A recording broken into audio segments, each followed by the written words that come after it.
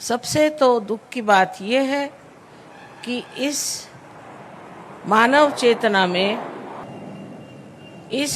चेतना से हम जान भी नहीं सकते कि सत्य क्या है। हम लोगों को ये सोचना चाहिए कि परमेश्वर ने ये इतनी सृष्टि सुंदर बनाई, इतने सुंदर पेड़ हैं, फूल हैं, फल हैं, हमारा हृदय स्पंदित होता है। ये सारी जीवित क्रिया कैसे होती है हम कभी विचार भी नहीं करते। ये हमारी आँख है, देखिए कितना सुंदर कैमरा है। हम कभी विचार भी नहीं करते कि ये इतना सुंदर कैमरा, इतना बारीक, इतना नाजुक किसने बनाया और कैसे बनाया। हम तो इसको मान लेते हैं कि बस है, हमारी आँख है, लेकिन ये आपके पास आई कैसे? इसके बनाने वाली कौन सी शक्ति है? यही शक्ति है जिसे कि पातंजल योग में ऋतंभरा प्रज्ञा कहा गया है, और उसे परम चैतन्य, ब्रह्म चैतन्य रूप और all pervading power of God's love कहते हैं। ये सब उसी एक शक्ति के नाम, वही जीवंत शक्ति सब कार्य करती है। उसी ने हमें अमीबा से इंसान बना दिया। लेकिन अब हमें ये जानना चाहिए कि अगर इंसान बनाना ही आखिरी कार्य था तो इंसान तो परिपूर्ण नहीं है, संपूर्ण नहीं है, उसमें बहुत खोट है, अभी बहुत कमियां हैं, बहुत समझ में कमी है, ज्ञान में भी कमी है, एक दूसरे को पहचानने की भी हमारे अंदर कोई शक्ति नहीं। इसी से हम लड़ झगड़ते रहते हैं। सारी संसार की अशांति इसीलिए है कि मनुष्य सत्य को नहीं जानता, क्योंकि सत्य एकमेव है, एब्सोल्यूट है। एक बार सत्य को जानने के बाद सब लोग एक ही जैसी भाषा बोलने लग जाते हैं। देखिए, संतों में कभी झगड़ा नहीं होता था। नामदेव का आपने नाम सुना होगा। वो एक दर्जी थे और वो एक दिन गोरा कुम्हार को मिलने गए। वो एक कुम्हार था और अपने पैर से वो मिट्टी रौंद रहा था। उसको देखते ही नामदेव ने कहा, मराठी में कहा है कि निर्गुणाच्या भेटी आलो सगुणाशी।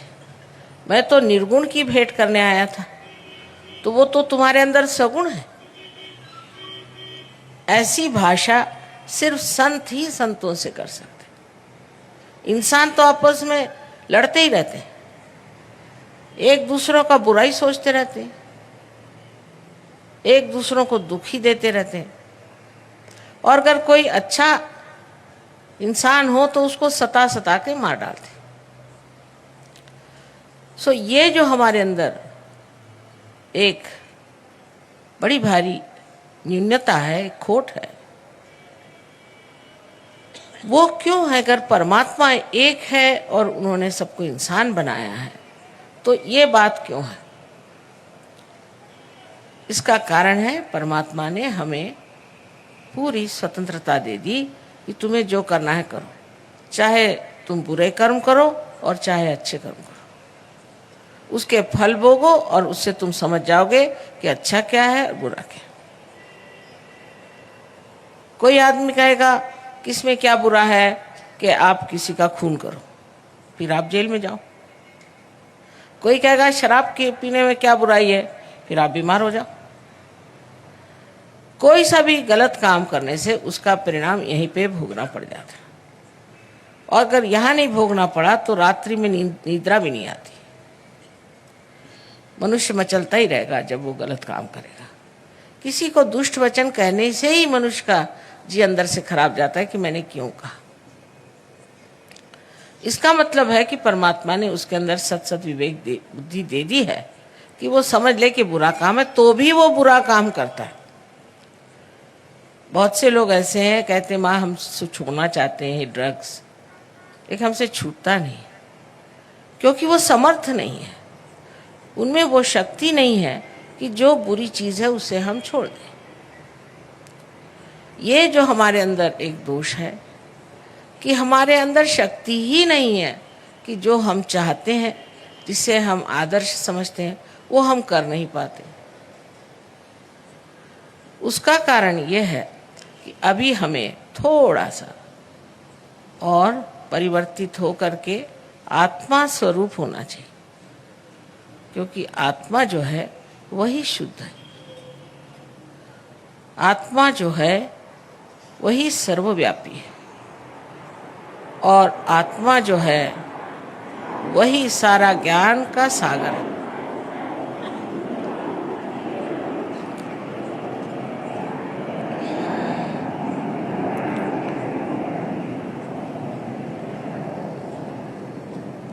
आत्मा से ही आनंद उद्भव होता है।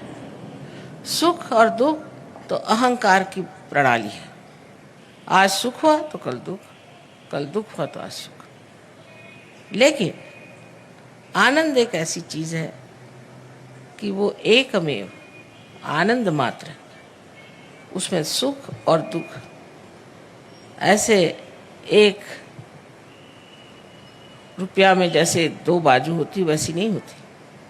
एकमेव चीज जो है वो है आनंद, और उस आनंद के सागर में तभी आप डूब सकते हैं जब आप आत्मा स्वरूप हो जाए। बड़े बड़े हमारे यहाँ साइंटिस्ट हो गए, उन्होंने बड़े बड़े खोज की, बहुत बहुत खोज हुई, उस खोज में बहुत सी चीज़ें पता लगाई। अंत में बनाया क्या? तो एटम बॉम्ब, जिससे सभी खत्म हो जाए। एक कर बटन दबा दीजिए, सारी दुनिया ही उड़ जाए। ये कोई अकल की बात है? ये कोई समझ की बात है? ये कोई विजडम की बात है? लेकिन बनाए, अंत में जाके पहुंचती चीज वही है जहां सर्वनाश हो। कुछ भी चीज बनाते हैं, अंत में वो सर्वनाश की ओर जाता है।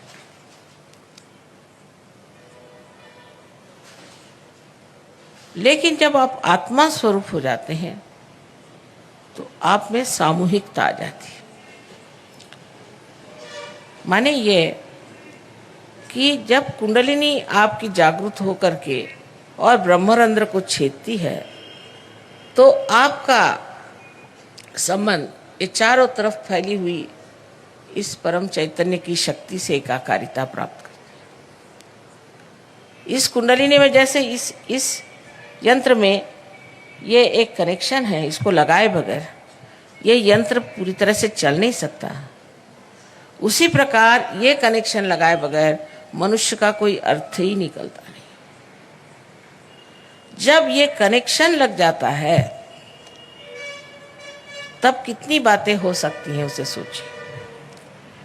एक तो ये कुंडलिनी जो है ये शुद्ध इच्छा है, बाकी जितनी भी इच्छाएं अशुद्ध हैं।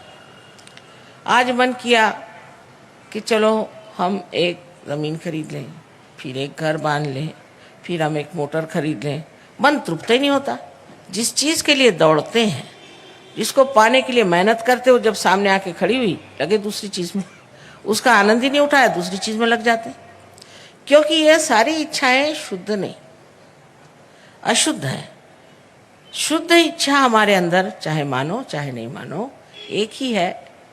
इसके बारे में आप जानिए चाहे नहीं जानिए, उसके लिए आप सतर्क हो या न हो, एक ही इच्छा आपके अंदर है कि हमारी एकाकारिता इस शक्ति के साथ हो जाए। और ये शक्ति परमात्मा के प्रेम की शक्ति, सो ये सोचती भी है,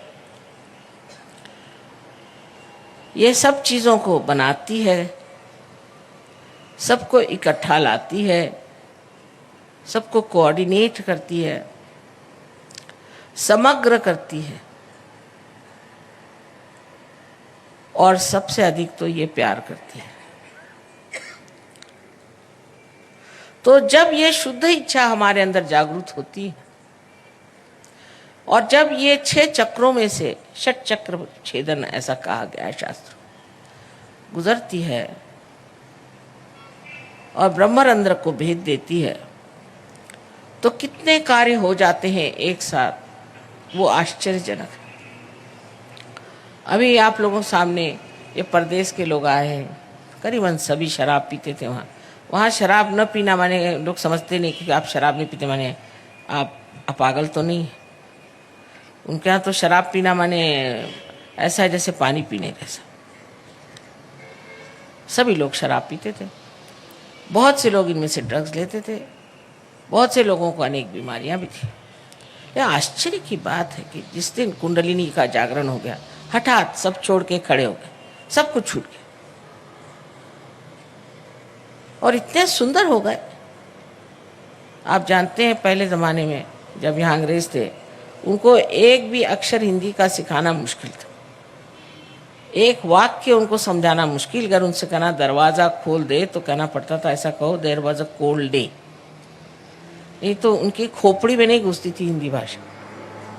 बहुत कठिन लोग थे वो लोग। संस्कृत में आदि शंकराचार्य के सारे मंत्र बोल रहे हैं, अपने बच्चे नहीं बोल सकते। ये कहाँ से हुआ? आपके कुचिपुड़ी नृत्य हुआ, फिर उसके बाद में आपका संगीत, साउथ इंडिया का संगीत तो नॉर्थ इंडिया वाले नहीं समझते, नॉर्थ इंडिया का साउथ इंडिया वाले नहीं समझते। ये लोग दोनों ही संगीत में मजा उठा रहे हैं। ऐसी विश्वव्यापी शक्ति इनके अंदर आ गई है जो सारे विश्व का मिलन साध्य कर रही है, क्योंकि इनके सारे ही चक्र जागृत हो गए। इन चक्रों से ही हम अपनी शक्ति प्राप्त करते हैं, जिससे हमारा शारीरिक, मानसिक, बौद्धिक और आध्यात्मिक कार्य होता है। वो सारे के सारे चक्रों को कुंडलिनी जागृत करके और प्लावित करती है, नरिश करती है, और उस शक्ति के कारण हम लोग एकदम परिवर्तित हो जाते हैं। और अव्याहत जब ये शक्ति ऊपर से नीचे चलती, पूरे समय जब इस शक्ति का हमारे अंतर आंदोलन होते रहता है, तब फिर थकने की कौन सी बात, तब बीमार पड़ने की कौन सी बात। क्योंकि जब यही चक्र जो है मूलतः यही चक्र अगर हमारे शारीरिक, मानसिक, बौद्धिक और आध्यात्मिक उन्नति करते हैं, और अगर यही चक्र पूरी तरह से प्लावित हो जाए, तो हमारे आगे प्रश्न क्या रहेगा? फिर प्रश्न हो जाता है कि औरों को कैसे ऐसा किया जाए। हमें तो सब कुछ मिल गया, अब हम दूसरों को कैसे दें? अब ये कितने कितने दूर देशों से आए हैं, हैदराबाद के लोगों से मिले। ये सर्वव्यापी प्रकृति जो है वो अंदर जागृत हो जाती है, जिसे हम सामूहिक चेतना कहते हैं।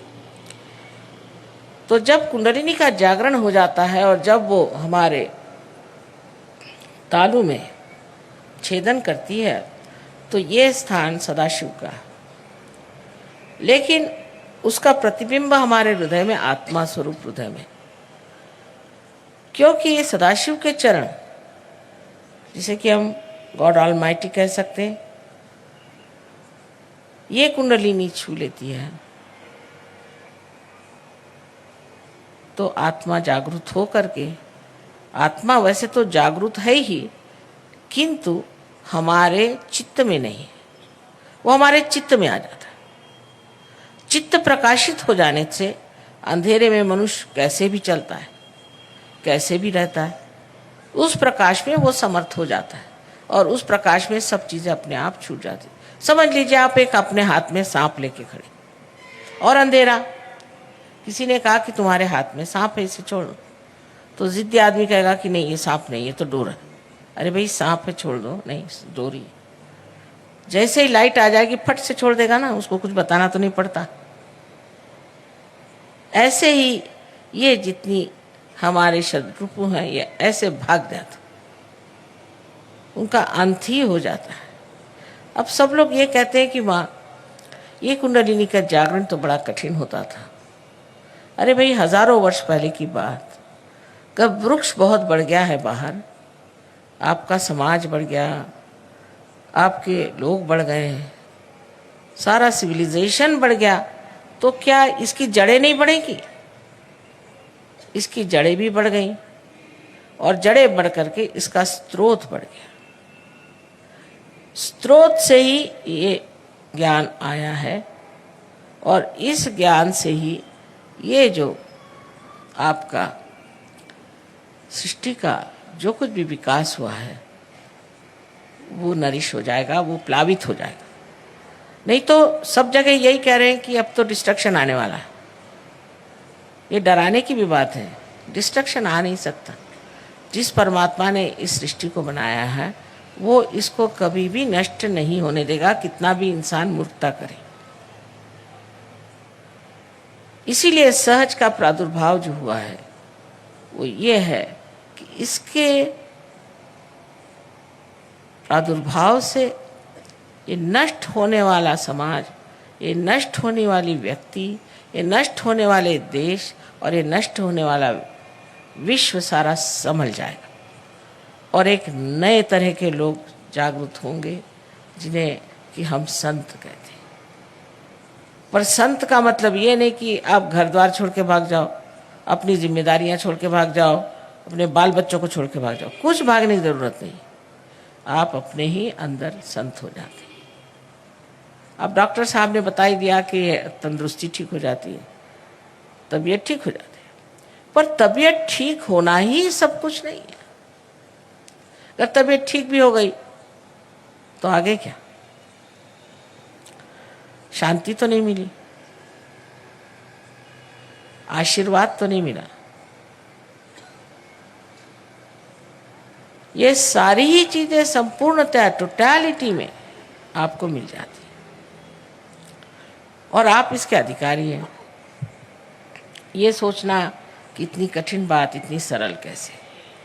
मैं एक मिसाल के तौर पे बताती हूँ कि घर समझ लीजिए एक टेलीविज़न का आप सेट ले जाएं किसी गांव में जिन्होंने कभी बिजली भी नहीं देखी और उनसे कहें कि साहब इसके अंदर सारे दुनिया के चित्र आएंगे,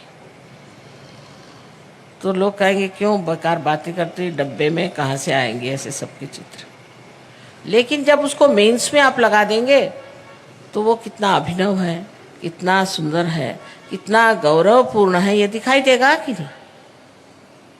इसी प्रकार आप भी इंसान जो बने हैं बिल्कुल उच्चतर स्थिति में है, उत्तम स्थिति में।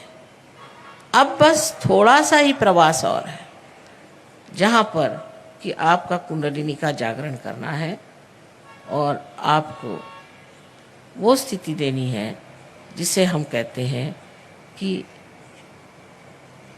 आत्मबोध।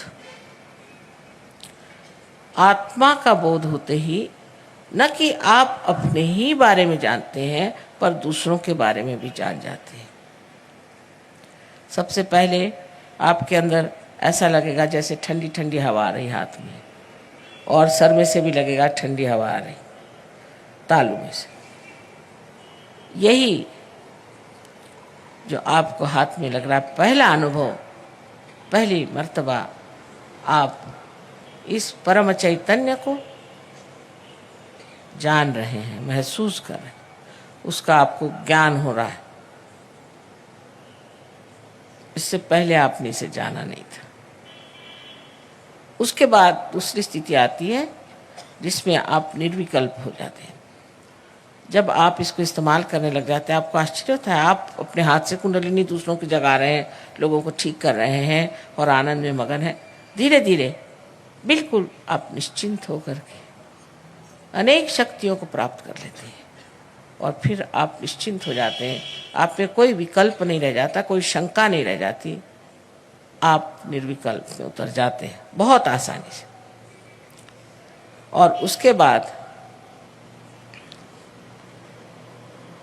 आप लोगों को देने लगते हैं। पहले जब तक दीप में प्रकाश नहीं होता उसे जलाया जाता है और जब दीप में प्रकाश आ जाता है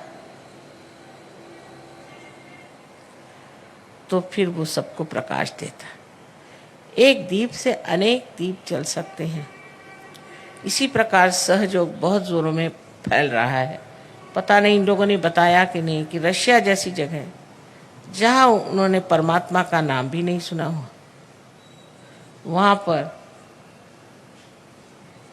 एक एक प्रोग्राम में 16-16 हजार लोग आते हैं और एक एक गांव में कहीं कहीं 22,000 लोग सहयोगी हैं पक्के पहुँचे।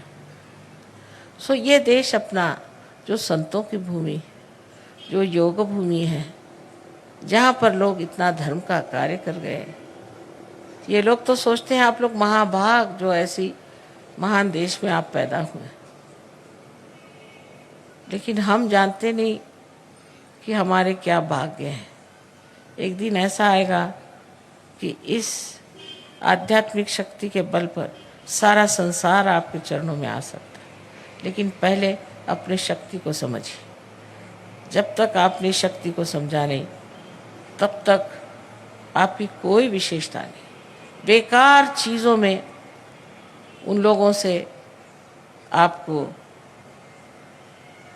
कुछ भी कंपटीशन करने की ज़रूरत नहीं, कोई सी भी प्रतियोगिता की ज़रूरत नहीं है। सिर्फ आप अपनी आध्यात्मिक शक्ति बढ़ाइए, सारा संसार भारतवर्ष को जानेगा कि बहुत ऊंचा आध्यात्मिक स्तर का एक देश है और सारा संसार यहाँ आपके पास आएगा। आज ही आए हुए इतने लोग, इनको क्या ज़रूरत थी अपने अच्छे अच्छे घर छोड़ करके यहाँ अपने देश में घूम रहे हैं और इनको कुछ महसूस भी नहीं होता।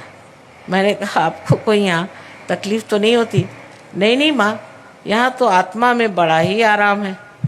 इतना आत्मा का आराम तो हमको अपने देश में नहीं मिलता। यहाँ लोग कितने अच्छे हैं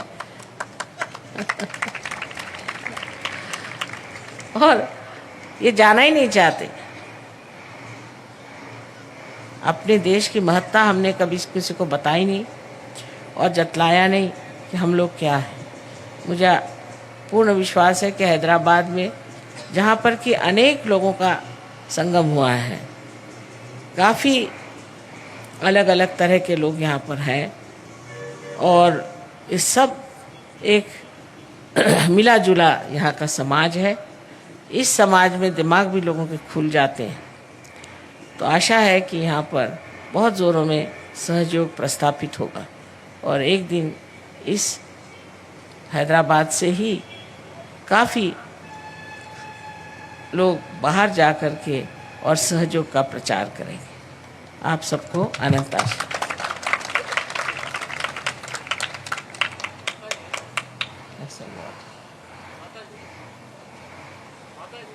इसके ऊपर हम सीरियल क्यों नहीं बना सकते प्रचार के लिए? अरे बेटा, एक बात सुन, सब बनेगा, धीरे धीरे सब बनता है। सीरियल भी बना लेना सबको। बना सकते हैं। अच्छा, वो भी बना लेना तू।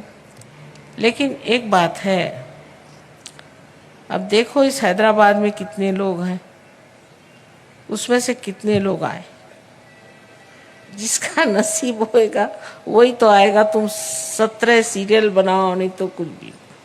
नसीब की बात है, समझने की बात है। अभी सबसे कहा कि भाई पैर मत छुओ, मैं चल रही हूँ, फट से पैर पकड़ोगे तो गिर जाऊंगी, वो तक तो लोग समझते नहीं।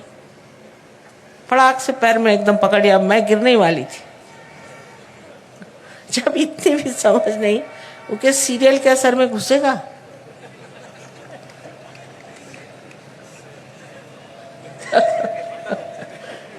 ये मैं ये कह रही हूँ, अब धीरे धीरे जब आप थोड़े जहाँ लोग जागरूक हो जाए, तब आप सीरियल बनाओ तो उसका मज़ा उठा लेंगे लोग, मज़ा उठा लेंगे। लेकिन नहीं तो क्रिटिसिज्म पहले शुरू। ये सीरियल, अच्छा खुश रहो, जीते रहो, तुमको अनंत आशीर्वाद है। पानी पर टेलीविजन वाले दिखाए तब। हम लेंगे माता जी। अच्छा देखो,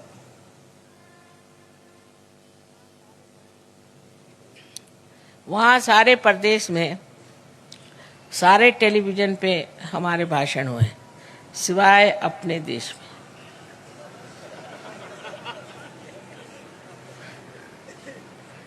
अब मेरी समझ में नहीं आता कि क्या करें।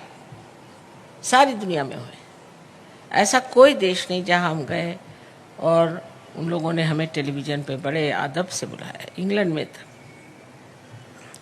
लेकिन अपने देश में नहीं।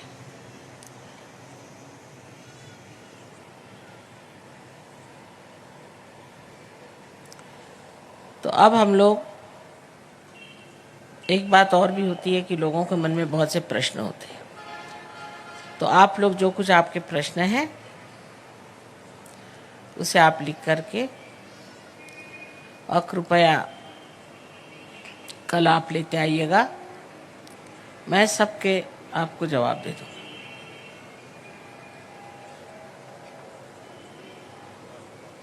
यहाँ रख दीजिए, कल जवाब दे देंगे। कल दीजिएगा, जाने से पहले लिख के रख जाइए, अभी नहीं।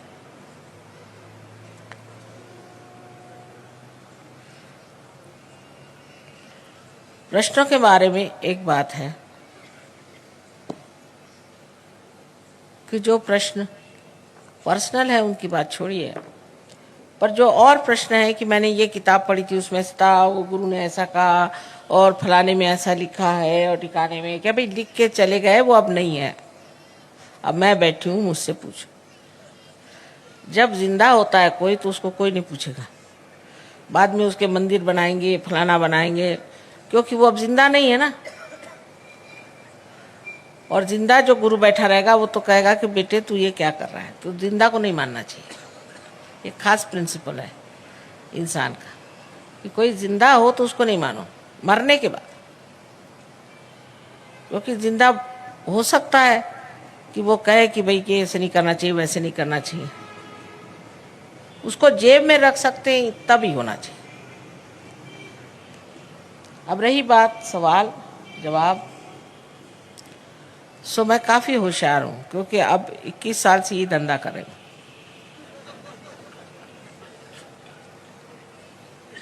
और सारे देशों में ये सवाल पूछने की बीमारी है। सो काफ़ी होशियार हूँ मैं। लेकिन मैंने अगर आपका जवाब दे भी दिया तो भी ये न जानिए कि आप पार हो ही जाएंगे, गारंटी होगी। ये एक जीवंत क्रिया है। इससे आप समझिए कि एक छोटा सा बीज है, उसको आपने ज़मीन में छोड़ दिया तो ये पृथ्वी ने उसको जन्म दे दिया। अब उसके लिए आप कुछ सवाल पूछो, मंत्र पढ़ो, कुछ करो, कुछ नहीं होता। वो स्पॉन्टेनियस माने सहज होता। और वही बात है सहज। सह माने आपके साथ और ज माने पैदा हुआ। ऐसा ये योग का साधन आप हरेक का जन्म सिद्ध अधिकार है। इसे आप सब प्राप्त करें। और ये कभी मत सोचिए कि मुझसे नहीं होगा और मैं कैसे हो सकता हूं। तो अब हम लोग